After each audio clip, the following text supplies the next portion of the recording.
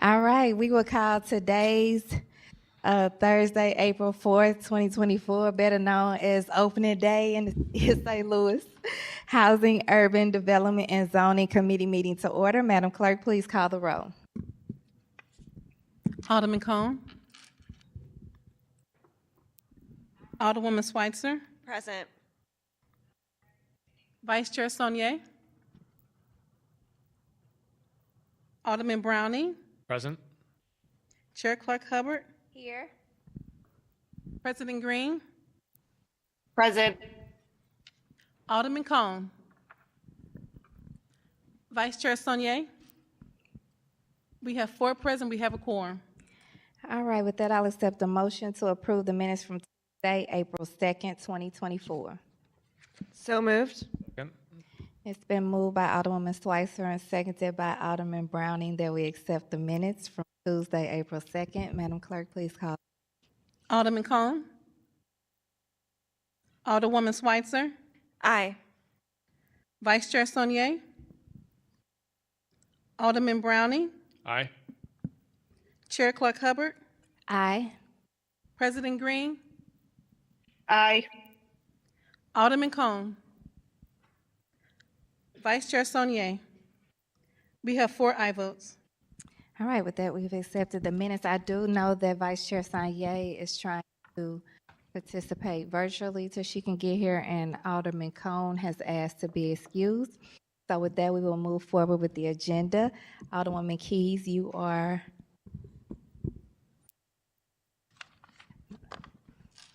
ready. Not sure your mic's on. Make sure your mic is on, sis. Testing, we're good. Okay, good morning, Chairwoman Hubbard and members of the HUD's committee. We're here again to discuss Board Bill 197 and 206. As you know, Board Bill 197 would authorize a 10-year tax abatement at 2601 Market Street to support Midas Enterprises' proposed $125 million dual-branded 304-room Kempton Hotel and Staybridge Suites. This would be the largest development project to date here in the new 11th Ward. Since last week's HUD meeting, myself, SLDC, and President Green have united and have been working together to come up with a plan to move this important project forward while addressing concerns of stakeholders. I'm pleased to announce that the various stakeholders have reached an agreement, and everyone desires to move this project forward in this session. After hearing more about the agreements and the benefits of the project from SLDC and the developer, I hope that we will finally be able to get to a due pass recommendation on Board Bills 197 and the companion bill, which is 206, and get it out of committee. Thank you. Thank you so much. Did you have any speakers with you today? Oh, I'm so sorry. Yeah, you're fine. Yes, we do have speakers from SLDC, as well as Mr. Robert from Midas Enterprises. Okay. Thank you. Who would you? Okay. Thank you. Zach Wilson from SLDC. We're just here to answer any questions. We provide you with a lot of updated material, so we're here to answer anything you have, any questions you have from that material. Okay. I'll see if my colleagues have any questions now, or. Thank you, Alderwoman, Chairwoman Clark Hubbard. Alderwoman Keys, you mentioned that there's a deal that's been reached, some sort of information. Go over what that is and make sure that we all have Certainly. that agreement in front of us and in writing. Zach, don't go anywhere. Thank you. So I'm going to call on him to speak at length about what that agreement entails, and so I'll let him take it away. Doug, kind of go through step by step what the agreement is. I'm going to ask David to come up here in a minute as well, but we really, in the last, Excuse since the me. last hearing, we worked on Excuse me. three. Yeah, I need to swear you in. Whoever's speaking, I need to swear you in. sorry. Do you affirm the testimony you're about to give is the whole truth and nothing but the truth? I do. Thank you. Okay, thank you, committee members. So Doug Rasmussen with Steadfast City. Since the last hearing, we have been working collaboratively and doing some additional engagement around really 3 areas. You remember at the last hearing, there was some conversation around the wages, and there was discussion around how those wages were actually submitted by a previous development partner. So we've been working with SLDC. Nick Hartzler on our team will come up here in a minute and talk about the wages, but we're proud to say that, you know, the wages will hit the quality jobs measurement, and so we want to share that data with you. Related to that, you know, we've been concerned, you know, wanted to re-engage with labor. So we've been working with them to make sure that the wages that will be presented are comparable to, in this case, it was the Embassy Suites, which is a union represented hotel, and so Nick will again go through that. But part of our conversation as well was, you know, coming up with some collaborative language that will be a part of the LCRA redevelopment agreement, which includes some specific non-retaliatory language that all parties have signed off on and has been shared with SLDC. And then the third piece was engaging with the school district, and we've had a few meetings with the school district and also with the teachers union earlier this week, and had some positive conversations there. I believe President Cousins has sent an email to the HUD's committee, which I believe you've received, and recognizing the positive impacts of the project, and that their real estate committee is going to be meeting and discussing this project for recommendation. Their next meeting is April 8th. And as part of meeting with the schools, you know, we learned a lot about some of the challenges that SLPS is incurring. And I think I'll turn it over now to David and have him weigh in a little bit too. But we're also pursuing some other partnerships. So we want to maybe have David come up, and you want to talk about those? Yeah. But real quick, any questions on sort of the overview of what? Thank you. I appreciate that. I got the email saying that that everyone is good with the language that is being inserted in the redevelopment agreement, but I don't see anything attached to that email, so I just want to make sure that we have what we're talking about in front of us. Okay. I do have a red line copy of it. I can just hand to you. We need to get that in the drive. Okay, great. We've got one without the red marks on it. Yeah, is there a committee substitute or anything that we're going to be seeing? Okay. Okay, so what the chairwoman is saying to me is that's for the, okay. It'll be on the, correct, yeah. Okay, fantastic. I'd still like to see it. Thanks.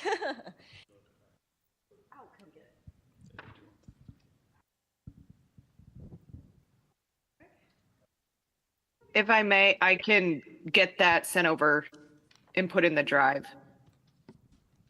Thank you, President Green. So thank you. It's good to be back. So as Doug said, over the last week, we've worked with a lot of stakeholders. We've had numerous meetings with obviously the unions, various unions, and the school, St. Louis Public Schools. And, you know, I admit I listened to your HUD's meeting last Thursday when you were talking about the shelters. And so I listened to that whole meeting and learned a lot about what was some of the challenges that were happening at the schools locally. And so we met with the schools, and we're putting a program in place where we're going to provide some temporary housing for families at SLPS that during crisis times, when they need an overnight stay, we're going to house them at one of our 3 hotels in the city. regardless of how you guys vote today, we're going to do that. That's just part of our DNA. We help people all the time. This is not the first organization that we've helped. We still have people from the Heritage House staying it with us. So, but we're here to help and do what's best for our community. So we're working with Dr. Thomas Murray and President Cousins on that, and it'll start next week. We have met with the local Unite Here, and we've inserted the language that was just presented to you guys. It really kind of outlines and memorializes things that we've been saying, but it also puts it in paper on how we treat our people, that we won't retaliate, that we'll follow all the laws and regulations. So it really memorializes what we've been saying, and I think is a nice middle ground for what makes everybody comfortable, right? And then we're happy that SLDC was able to take a look at the wage information again. We've always felt like our wages were very competitive, and at the end of the day, that was confirmed. And the reality is 2 years from now, our wages are going to be higher. This hotel doesn't open for 2 years. Our wages will be higher, as well as the other hotels in the market. So it will just keep going up. But, we've met with a lot of people. We've really believe this is a good investment for the city. We really want to have an improvement at this corner. We think it will drive other improvements in the city. And we're hoping that you guys will support our project. All right, do y'all have any questions? President Green had her hand up. I think that was when she was telling us she was gonna have something sent to us. Okay. Okay. Okay. Yes. On this Questions for Mr. Roberts? Thank you so much. So I really appreciate this. I appreciate you all providing the language. I think probably a lot of people saw me go back and forth in my mind during the last meeting on this bill, listening to all sides of the conversation and just trying to get to the bottom of it. At the end of the day, I voted yes because I thought it was a good deal. But I can sit here today and just say thank you, I suppose, to my colleagues who voted no, because it seems like they got a better deal. So that's a good lesson learned for me as an older person, and I appreciate that lesson. So, and thank you for coming forward and being ready to find that place. I did note in the testimony last week, or was it, when was that? Last week? Last week. We're all hearing this together, you guys. Yeah. But we talked a lot about the job score and what, I was asked a lot of questions about that because what you'd provided and the information about the jobs, it looked like it was being met. And so I couldn't quite figure out where the 5 points weren't coming from. So Right. I'd love to hear more about that and how that score came to be. And thank you. Yeah, so you want to do that, Nick? Okay. I'm going to turn it over to Nick, if that's okay. Wonderful. Thank you. Thank you. I have some, I think mostly it's been shared with the committee, but I also have additional handouts. Excuse me, could I have your Yes. name? It's Nick Hartzler. Okay.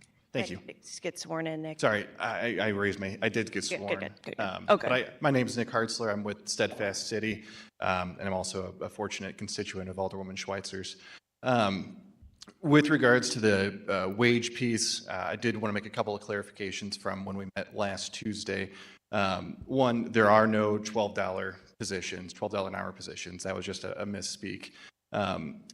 In general, compared to the Embassy Suites positions, as far as the comparable jobs, Midas has met what they've been saying all along, that their positions pay at or above the scale compared to the Embassy, with the Embassy Suites being our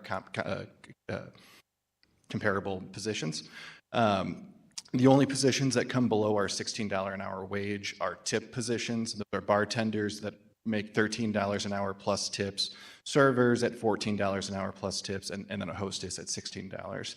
These tip positions represent 26% of the total jobs, FTEs, to be created as this. And so because of that, that's really the reason why we didn't, check the box for the quality job score on the scorecard. Because throughout a number of conversations with the SLDC staff, in which they were incredibly gracious with us, kind of helping us understand it better, they don't include tips as part of the overall compensation because it's not a guarantee. But ultimately, on average, these kind of tipped employees at the other Midas hotels in the city of St. Louis are bringing in an additional $12 an hour. So ultimately, they're getting $25, $26, $27 an hour on, in addition to their current wages. Additional information that's been clarified is that employees are paid double time for any work on holidays.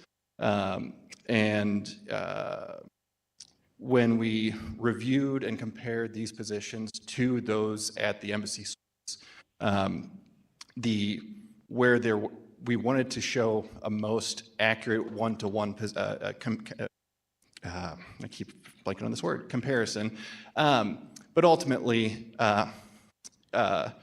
Midas fared better than those, those Embassy Suites positions, excuse me. But we wanted to show what the max possible wages are at the Embassy. And so that's reflecting wages that won't become effective until December 1st, 2024, based on the current contract. Lastly, just wanted to note some unrecognized benefits that were not included in the analysis, but that Midas includes a $65 a month transportation allowance that could be turned into a Metro bus pass, as well as free breakfast daily for all team members. And overall, in those positions where the Midas wages came slightly below the Embassy's pay scale, in total across the entire payroll for the entire hotel, that represents only about a $25,000 gap should they, match the Embassy payroll. And so that's where David said earlier that when these hotels, if the abatement's approved, and when these hotels open 2 years from now, it is expected that the wages will go up in these 2 years, as for all Midas employees, to just remain market competitive. And so that gap will go away. I am happy to answer any questions about the wage piece. Thank you. That was a very thorough explanation, and I appreciate you taking the time over the last week to answer so many of my questions and always talk with me about this as it's happened. I have one more question about prevailing wage at the project, which might be a Mr. Robert question. Is it Robert or Robert? I keep hearing it different ways, and then I'm sorry. Robert. No, it's like row your Bert, okay? So I've been called worse, it's okay. Thank you. And so, Thank you. prevailing wage, like on the construction jobs, is it where you're at? Right. I had gotten some communication, some of the line of questions I had at last meeting was about prevailing wage oversight, really, and other projects that had been seen to have not been paying it and the deal with that. And then, obviously that's not one of your projects. Great. The concern, though, is to make sure that the project will pay prevailing wage and that we'll be able to follow that. Can you talk about how you make sure that's followed, if you've received any bids so far, if you've chosen anyone, and if you can confirm that those folks are going to be paying minimum wage, prevailing wage? Prevailing wage, yes, ma'am. So we have them turn in, so it's a review process when we're selecting them. They understand that they have to pay prevailing wage, right? And most of the trades on this job will be union anyway, so that really is irrelevant because they're above prevailing wage to begin with. But if there are any that are not, they still have to pay prevailing wage, and that's noted right away. And we also have to meet certain minority requirements that are required through the code. So we are. But then what we do on a monthly basis is they turn in their payroll to us, right? So we're tracking, we have people, and SLDC does the same thing then, tracking that payroll to make sure that it is in fact at their wages that they've told us they're at. Okay. So they turn in their backup. Okay. Thank you very much. I appreciate that. Those are all my questions today on this bill. Thank you. Does anyone else? Vice Chair Sanye? Hi. Morning. Good morning. I'll just take this off. Thank you for being here today. First, I just want to make sure that I, thank you all for being willing to go back to the table and have those conversations. You know, I watched our meeting back last week, and I would just imagine it's not the easiest thing to be in you all seats. And I think that a part of the difficulty with this process is some things that I think as like government that we need to iron out, like, you know, what does the Board of Education's weigh in looks like, or the districts, what point should those conversations happen?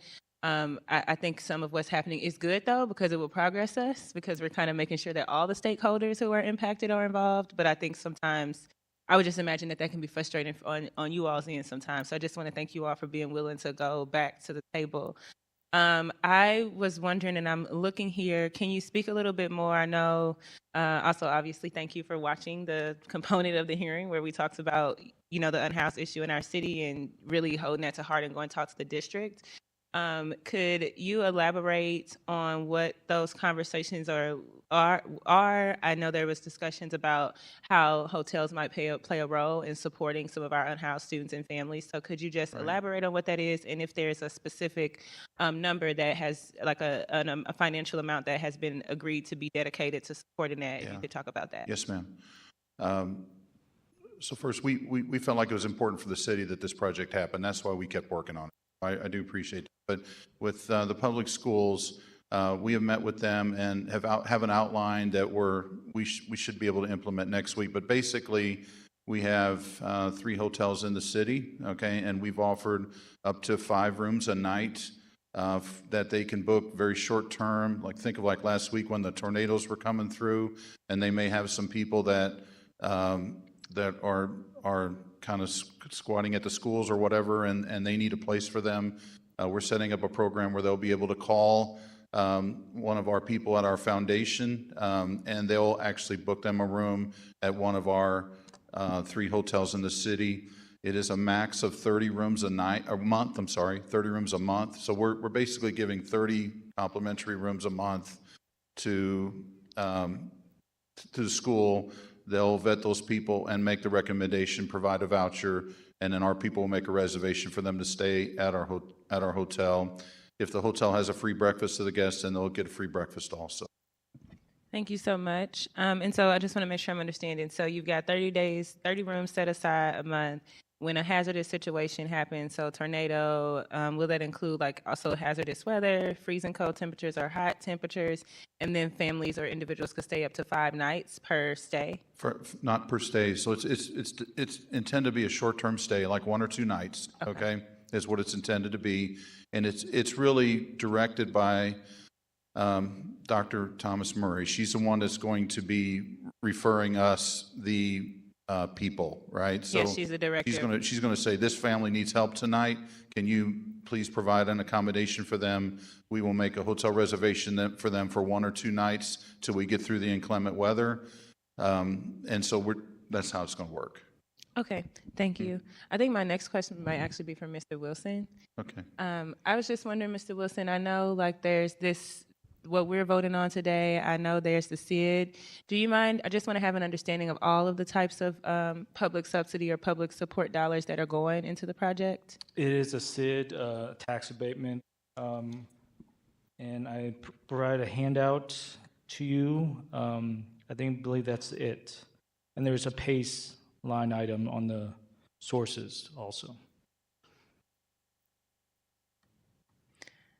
And this is I mean, it probably might have been done before since I became alder. A lot of SIDs existed. Is it popular, or how have you seen often like hotels or different entities like that forming their own SIDs? Yes, it happens often. SLDC does not oversee SIDs or TDDs. I'd like to point that out. So we do not score them. We include it on the sources and uses, but we not score the use of SIDs. Okay, thank you. That concludes my questions, Madam Chair. Anyone else? I will say, though, Mr. Wilson, you will be on the board of this SID. Will I? I think you're listed as a board member. So Point of in that way, you're definitely I will be involved on- in overseeing. Order. I'm sorry. Can we keep the discussion on 197? That's a good point of order. Thank you. I was kind of confused too. I was like, I have so many questions on 206, but thank you. I will refrain from this line of questioning. Thank you. I'll answer that on the next one. Thank you, Mr. Wilson.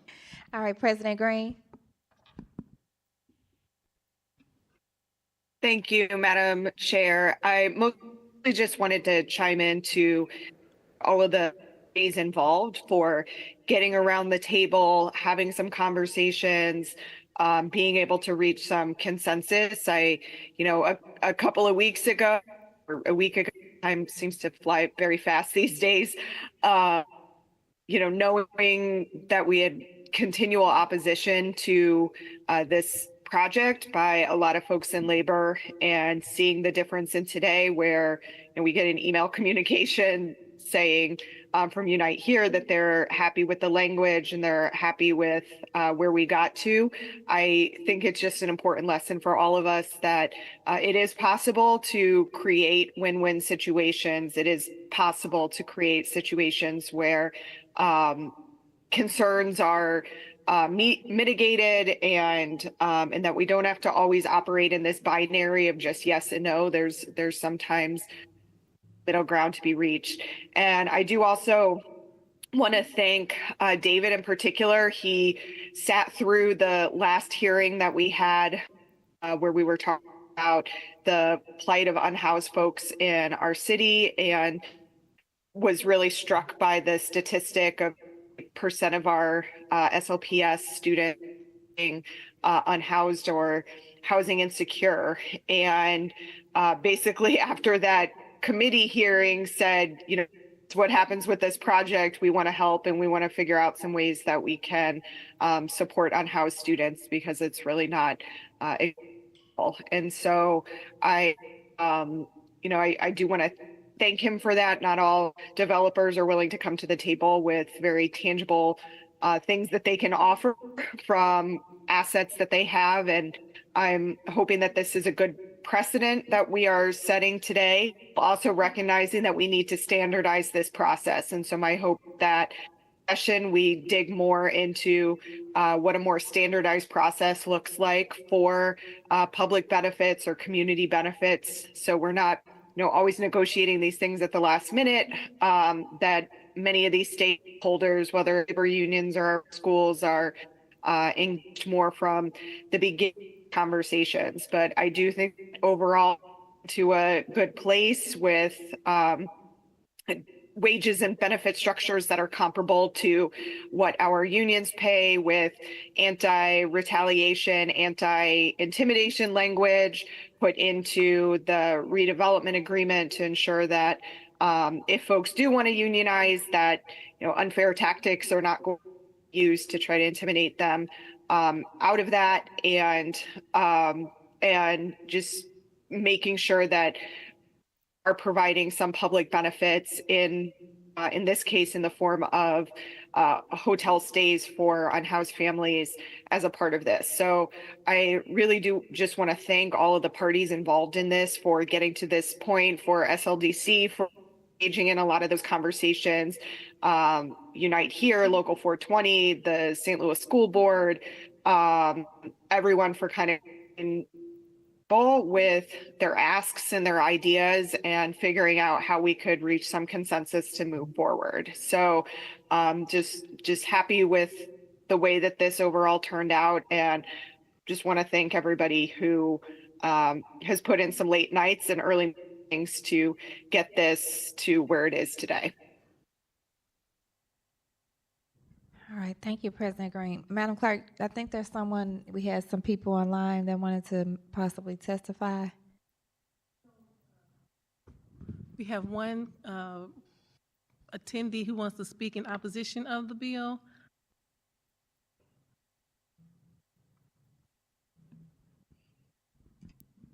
Okay, we can move forward with them if you want to swear them in. Okay. Pull them up.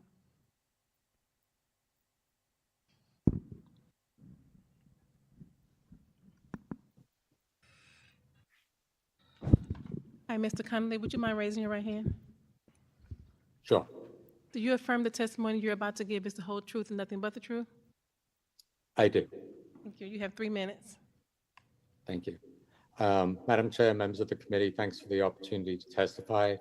As I think I feel a lot of frustration right now, because we're in this position where you as committee members haven't seen all the documents, or you're looking at them, some of you are looking at them for the first time this morning.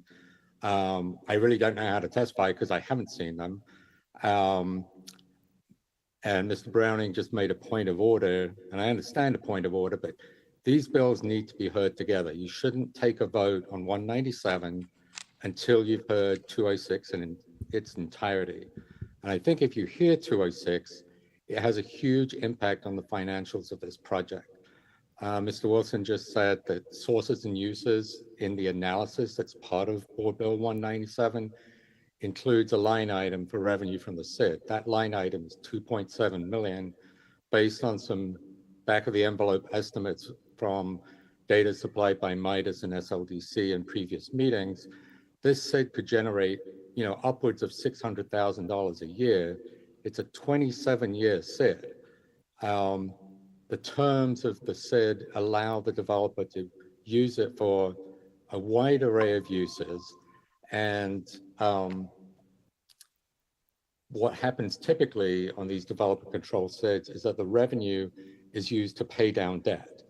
Some of it might be ongoing maintenance, landscaping, but most of it is used to pay down debt. So this is basically combining a TIF and a tax abatement with combining a tax abatement with a SID. Basically serves as a TIF, and it saves the developers a lot of fees. Ms. Wilson also said that the PACE financing and the SID and the abatement were the three incentives. On the other Midas project approved recently, there is a sales tax exemption on construction materials that received first round of approval last week by LCRA. The application for the Edison building did not include mention of the sales tax exemption. Board Bill 129, SLDC's economic analysis, had a 0 next to the sales tax exemption. Board Bill 197 also has a 0. SLDC need to let you guys know, is there going to be a sales tax exemption, which could be worth $2.5 or $3 million on a project like that. So I think, I'm not going to say I'm opposing right now because I don't have enough information, but there needs to be a comprehensive analysis done. I think to date that analysis has been inadequate. The engagement with the schools and union and labor is laudable, but that engagement should have happened prior to LCRA in November. It shouldn't be happening, within the last few days. I'm sorry, Mr. Conley, that's your time. Thank you. And we have one more who wants to speak on the board bill. SLPS Pat, could you please unmute your phone and turn on your camera?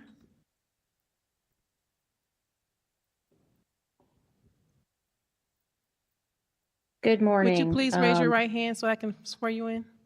Do you affirm the testimony you're about to give is the whole truth and nothing but the truth? Yes. Thank you. You have 3 minutes. Thank you. I appreciate the opportunity to be able to provide some comments this morning. My name is Tracy Fantini. I am the one of the co-chairs of the Parent Action Council for St. Louis Public Schools. I'm also the Assistant Director of Housing Options Provided for the Elderly, and have led the rehousing effort for older adults who were affected by the Heritage House disaster. And I appreciate the developers' support of housing folks who were affected by that temporarily. It was paid for with some of their funding sources, but we do appreciate that. Having been on the front lines of that, I do have some concerns, as well as being just familiar with issues regarding the unhoused for many, many years working in this field. I appreciate going back to the table and including SLPS in the discussion.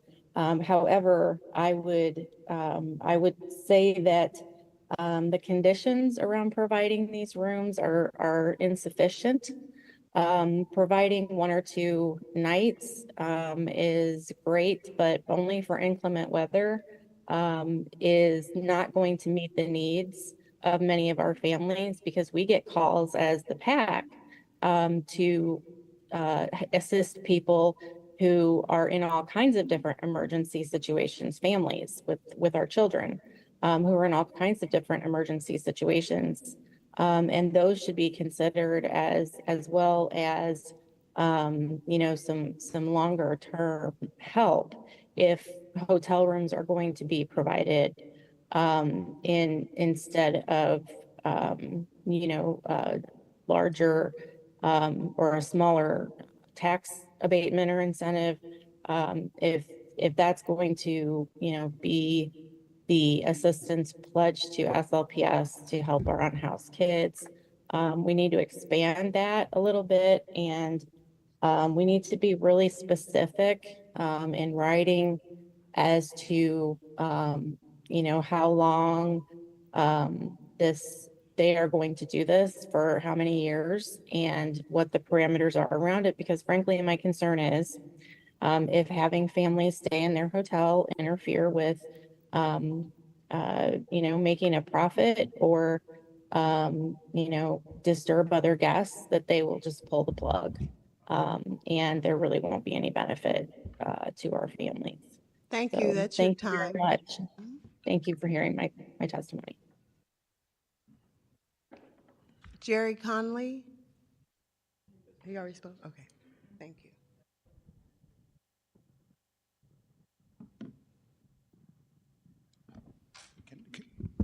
Can I just say something regarding that? Is it appropriate or not? So, Absolutely. okay. You know, we've learned a lot over the last week, and there's some 20% of the kids have homeless issues. We can't solve all the problems today. But we have made a commitment to start with this. We've also made a commitment that we will try to do more as time goes on. We have some ideas on how we can do more, but we need some more time to work with some other stakeholders in the community to try and provide additional options for the families, for the schools. Our plan is, this program will be expanded. I can promise you, from Midas's standpoint, we're not doing this to get tax abatement or a discount on our tax abatement. We're doing this because it is the right thing to do for our community, and we're going to continue to do the right thing for our community. This is a small step. It was, after talking to the people at SLPS, this was an important piece for them, and so we're glad that we can help and try to make a little bit of a difference and start making an impact. Thank you. All right, does anyone else have any other questions? Hey, question? Yes, please. Okay. Thank you. There was a point made about whether a sales tax exemption is being considered. Is that possible for anyone to speak on from SLDC?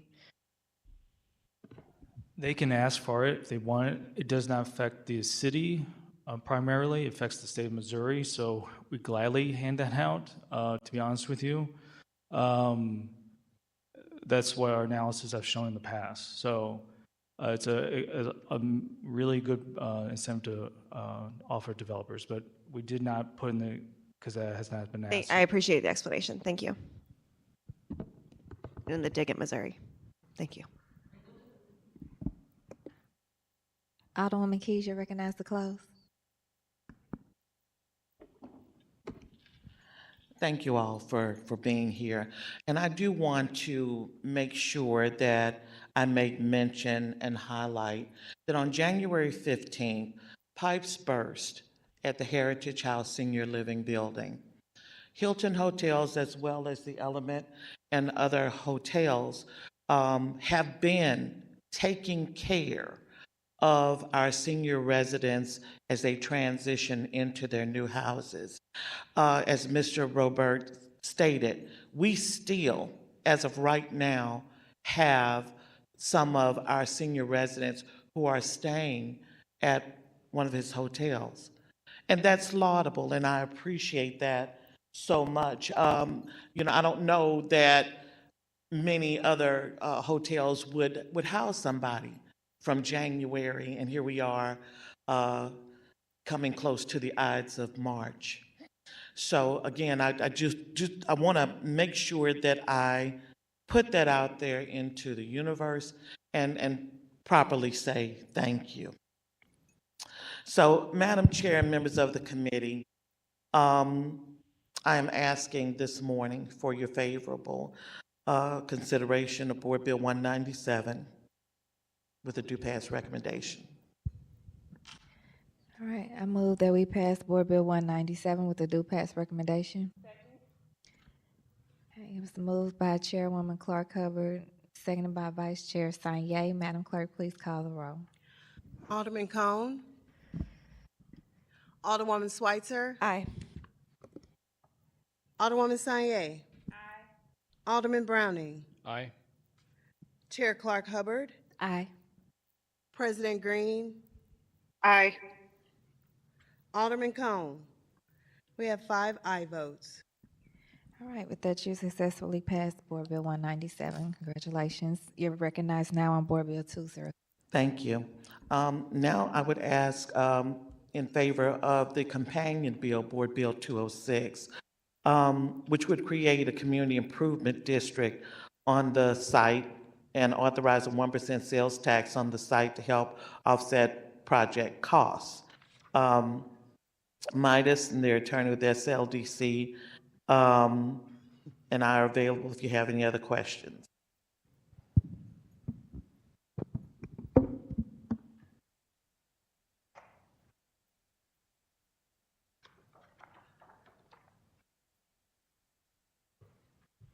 Do I need to be sworn in? I'm sorry, do you affirm to tell the truth, the whole truth, but the truth? I do. Okay, thank you. She has, and they had all, anyone else from over there, they had all sworn in at the same time in the beginning. Okay. All right, go ahead. Good morning. My name is Scott Riley from Cook and Riley. We are the legal counsel for Midas in their efforts to get the CID formed. I did a brief presentation for the committee on March 26th, so I wanted to make myself available to answer any follow-up questions. Alderwoman Schweitzer, I did want to mention really quickly in reference to your question to Zach that in 2021, the state SID Act that authorizes the formation of CIDs and regulates how they operate was amended to require public representation on boards of CIDs that are located in areas that don't contain registered voters. So in the past, developer-controlled CIDs might include 5 representatives from the developer. If you had a site that there's no registered voter, we're now required to have a representative of the city that would be asked to form to sit on the board. So practice of the city has been to include a member of SLDC's professional staff on the boards. Zach, quite frankly, you've been the default. If the CID is approved and the board is composed, if the city and or SLDC decide they would like a different representative, Zach could be swapped out and a different public representative could be appointed. Thank you. You're welcome. All right, does anyone else have any other questions? Alderman, oh, you got some more, Sue? Yes, thank you. I do have questions on the SID bill. To the question of how much this SID will generate, I agree that's a good question, and I'm not sure who's best to answer that. I know it's $5 max a night or per occupied room and an up to a 1% sales tax as in the bill, but it doesn't spell out how much that will be. Correct. Let me make an initial response and then turn it over to maybe Nick, who has a better handle on the numbers. So the sales tax piece, right, it's imposed on all retail sales that are taxable under. So that's going to be collected no matter what, right? And that tax is going to be applied basically to hotel rooms, room rentals, ballroom rentals, food and beverage sales. The petition authorizes a special assessment, but for that to be approved, there has to be subsequent action taken by the board. Of the SID. Of the SID. I know, yeah. So as of now, right, the special assessment is authorized, but it wouldn't necessarily go into effect until some future action was taken. And then Nick, would you want to talk a little bit about the expected revenues to be generated by the sales taxes? Sure. Yes, thank you. I was sworn in earlier, but do I need to be sworn in again? Oh, thank you. So yes, so the intention is just to apply the SID towards $2.7 million of eligible expenses. At that point, it may be considered to retire the SID early. But that is the intention. It's our understanding that the estimated eligible expenses, SID eligible expenses as part of this project are upwards of $9 million. But the intention is to only fund the 2.7 with it. Okay. And that is for building a parking lot? Is that So correct? that's part of it. It's the estimated, it's a structured parking. I believe 114 parking spots are associated with that. We can't build a hotel without structured parking. But as far as the additional eligible expenses that go into it, because the structured parking total is made up of about $5 or $6 million of costs, as well as the other eligible costs are associated with the conference rooms that'll be part of the hotel, as well as the sidewalk infrastructure. That piece kind of going around it. Okay, thank you. Yeah, I don't have any additional questions on the SID. I've spoken to everyone, I think, in the room here about my just opposition to single site location SIDs. The board of the SID would be made up, in besides one vote with people with a financial interest in the building. SID revenues can be used for almost anything within the SID law. A 27-year SID, a special tax or a special assessment. I have not ever been able to get a really good answer of why a company just couldn't charge more and pay their own money on what happens within that site instead of it being tax-free, or tax income coming in that can be used at the site, but is paid for by the taxpayer, and then they have almost no say in where that money is spent. I have personally experienced a single site area SID in my ward that took a really long time to get in touch with and work with, and they had the sales tax running after they'd met their bond obligation. Then it was really only from getting involved myself that sales tax was expired, and I just don't think that's a good precedent for our city to follow, with almost no oversight by the city of St. Louis. So I appreciate that, and I will yield the rest of my time. Thanks. Alderman Browning. Thank you. So we covered how much the SID is supposed to generate. I guess I'm a little curious. The tax payment that we just passed is 10 years at 75%. That's not actually what it qualified for under the scorecard, and maybe SLDC could speak to this, but why are we using the mechanism of a SID to pay for the parking garage and not simply just putting it into the tax abatement? So not to just focus on the parking garage, if you review the SID Act, right, SID monies can be used to defray all kinds of infrastructure-related expenses at the site. So those will include any necessary utility infrastructure, electric, sewer, water. There is the transportation infrastructure. The parking garage is part of that. There's also a piece that's related to the non-vehicle infrastructure. I know David has spoke about the commitment to the brick line. There's going to be some pedestrian access in and through the site. There's some biking improvements planned, I believe. So Alderwoman Schweitzer is absolutely correct. SID monies can be used to be spent on a lot of different types of public infrastructure. So I think it's incorrect to just focus on SID money as necessarily going to pay for parking. Dollars are fungible, obviously. It's part of the financing plan because monies are needed to pay for all that other public infrastructure as well. Thank you. So revisiting what we're expecting the SID to generate per year, what was that number? I didn't work on the financial projection in terms of expected hotel rooms and ADRs, so you'd attach that 1% sales tax rate to that expected room revenue. Nick, do you have that? Okay. I think the piece with that is this sets the cap of what it's able to generate. Part of how the bill is structured is to include the cap, so that way, should revenues fall short of expectations, they're able to go up, increase it as needed to pay off the SID eligible costs that it's going towards. So that's part of how it's structured, is to allow it to allow the district to recoup up to that cost, should revenues fall short of expectations. Understood. I think I'm also stuck on the 27-year period here. It seems excessively long for the amount that you're aiming to generate. Is that just something standard that gets put in, or why are we going? It also just seems like a very random number. I think people would like an explanation of why 27 years. Sure. So let me address that really quick. The SID Act allows for the SIDs to exist for 27 years. So the petition was drafted just assuming that that maximum life was going to be needed. I think the intent here in terms of using SID as part of the financing is they were using the SID to fill that $2.9 million gap that was identified. The intent is for the SID to issue a debt obligation to the developer entity, where then they're going to securitize the future SID revenues from hotel room sales, food and beverage sales, those types of items. So the SID's going to turn around as the money's collected, it goes from customer pocket to the DOR, from the DOR back to the SID. The SID then is obligated to pay back just that $2.9 million to the developer for the eligible infrastructure.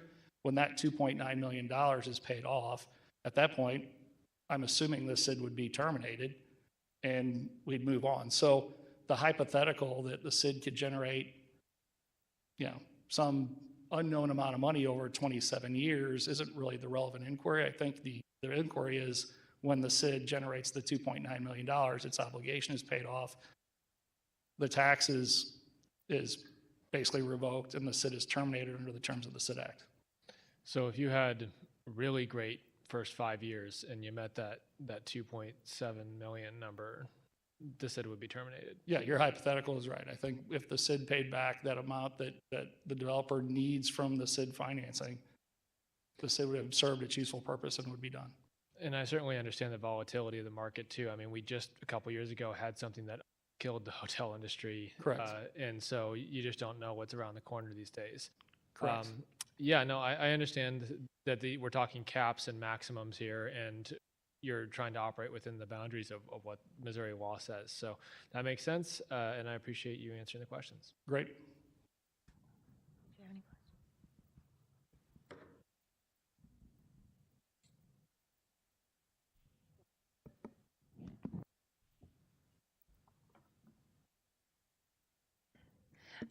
So I guess my concern, I heard a lot of statements saying, I would assume the SID would stop. Are there any protections, and it might be something for SLDC to speak to, not saying this personally to you all, but sometimes people extend things as long as they possibly can, even when it's maybe kind of met its purpose. Is there any safeguards or anything in the legislation or in our process that would kind of trigger SLDC to know when conversations about ending the SID should happen? I'm just curious about, or like if this passes, that completely up to you all, just that component of how ending it would work. So I'll address that, and Zach, if you want to get up and supplement. In my experience, it would be very possible to include provisions related to the SID and the caps in terms of what the expected SID note or SID debt was going to be that would be paid back. Those would be included in either a separate SID district project agreement that would be negotiated between the city or the LCRA, the CID, and the developer, or those provisions could just be incorporated in a bigger overall development agreement that would be anticipated to document the terms of the tax abatement. No, we would be open to that very much so. The issue in the past, SLDC has no oversight, CIDs, TDDs, so we can't really check with compliance on those type of projects. We have no teeth, so if we have an agreement like he just stated, that we'd be very open to that. So.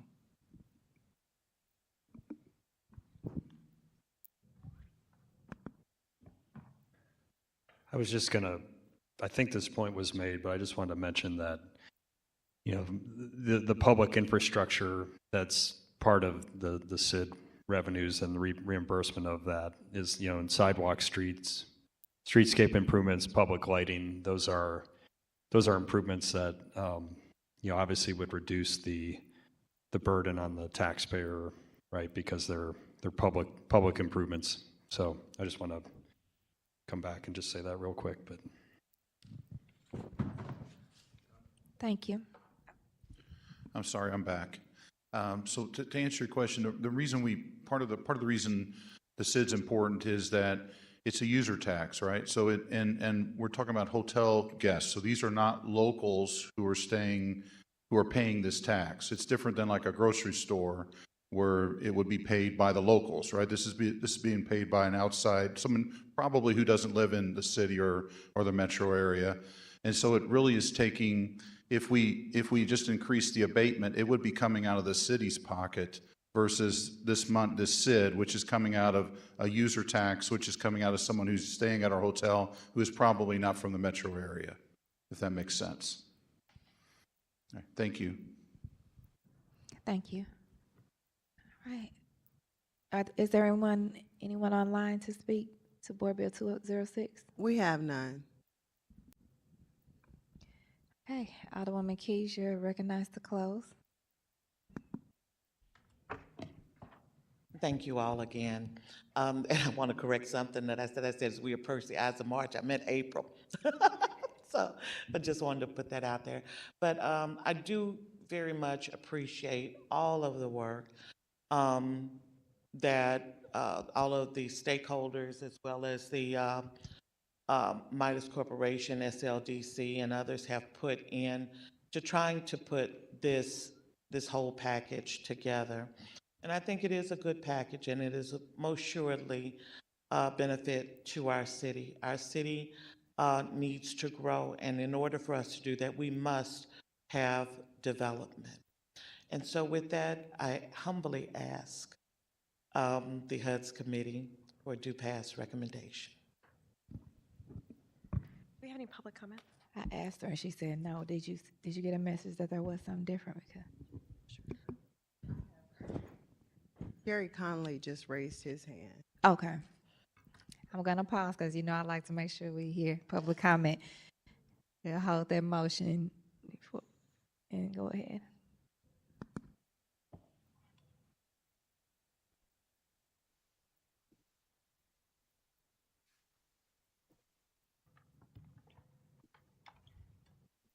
You may proceed. I'm Mr. available. Conley. Yes. Thank you. Well, I've learned a lot more about the SID in the last few minutes than I knew before. I thought it was interesting that we had, I believe, 5 different people answer questions from the alderman. Mr. Riley, who's an attorney for the developer, didn't have information on the full details of how much revenue it could collect, yet he's the same person who wrote the fiscal note that's in your Board Bill 206. The law firm is not a disinterested party, so I don't know why the Board of Aldermen is relying on a non-independent person, someone who's going to go on, his firm will be paid by the developer to administer the SID and file the reports with the state. Mr. Robert just said that the people staying at the hotel or shopping at the restaurant, that these are not locals paying the tax. And if we increase the tax abatement, the reason being to pay for the parking garage, that would mean it was coming out of the city's pocket, whereas the setup with the SID is that it comes out of, non-city residents, visitors to the area. Well, how about we let the SID roll for an extra $8 million, and then you wouldn't need the tax abatement in the first place. These projects go, this mechanism works together. Separating them out just makes it extremely difficult for the public to follow. I recognize what Mr. Wilson says about SLDC not having a role in oversight and creation, and he wasn't even aware this morning that he's on the board, but in Board Bill 206, he is listed as a city representative. I think that the developer should not have the controlling interest in the SID. The mayor, the comptroller, the Board of Aldermen should have representatives. I think you should have to be a City of St. Louis resident in order to serve on the SID. And I believe that, at least 2 of the Midas representatives do not live in the city. What else do I have on the SID here? Auditor Galloway's 2019 audit, I've talked about this before. We're now, let's see, over 4 years after the recommendations. And one of those recommendations was establish procedures to perform and document an evaluation of SID petitions to ensure a district's in the best interest of the public before adopting an ordinance establishing the district. So 4 years on, it's quite clear the city doesn't have a procedure to do that. And then the next one is ensure the SID is structured to provide independent oversight of activities. And when the developer has 4 out of 5 positions on the SID board, I really don't think there's a mechanism for oversight. The vast majority of these developers' SIDs operate in the dark, smoky back rooms or Zoom rooms. The public isn't notified of the meetings. And I would recommend that you amend this bill to have some provisions regarding proper noticing on the city's website. And Sorry, Mr. Conley, that's your time. very good, thank you. Thank you, Mr. Conley. Is that it? That's it. That's the only person that was on there? Okay. All right. Did anyone have any other response? Okay, now we'll go ahead. So I will, I make the motion to pass Board Bill 206 with a due pass recommendation. Second. It was moved by. Previous roll. It was moved by Chair Clark Hubbard, seconded by Vice Chair Sanye. There was a call for previous roll that was objected. So Madam Clerk, please call the roll. Alderman Cone. Alderwoman Schweitzer. No. Vice Chair Sonier. Aye. Alderman Browning. Aye. Chair Clark Hubbard. Aye. President Green. Aye. We have 4 aye votes, 1 no vote. All right, congratulations, you successfully. Thank you all so much for your time this morning. All right, do we have any resolutions for review? I'm sorry. Any resolutions for review? No. Any committee discussions? No. Any acknowledgement of any written testimony? We have on Board Bill 197, we have 1 in support, 7 in opposition, and Board Bill 206, we have 1 in support. All righty. Does anyone have any announcements other than go cards? Go cards. We would like to make excuse Alderman Cone for necessary absence. With that, I'll take a motion for adjournment. Second. It was moved by Vice Chair Sanye, seconded by Alderwoman Schweitzer. I'm sure not with previous roll, because I'm sure you want to adjourn. We can previous roll. It still passes. Previous roll. Okay. All right, everyone have a blessed day. Enjoy the game.